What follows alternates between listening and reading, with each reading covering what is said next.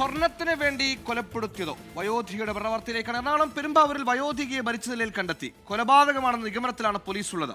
മനക്കപ്പടി വീട്ടിൽ ഔസേപ്പിന്റെ ഭാര്യ അന്നം ഔസേഫാണ് മരിച്ചത്.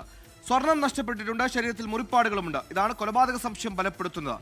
കോടനാട് സ്വകാര്യ വ്യക്തിയുടെ പറമ്പിലാണ് മൃതദേഹം കണ്ടെത്തിയത്.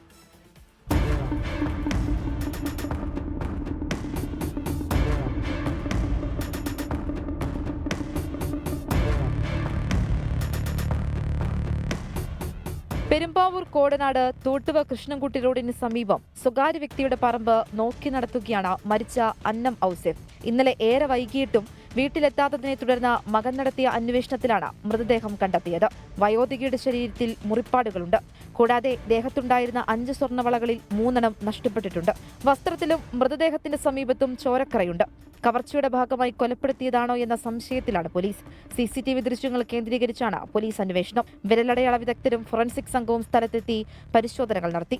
24 കൊച്ചി.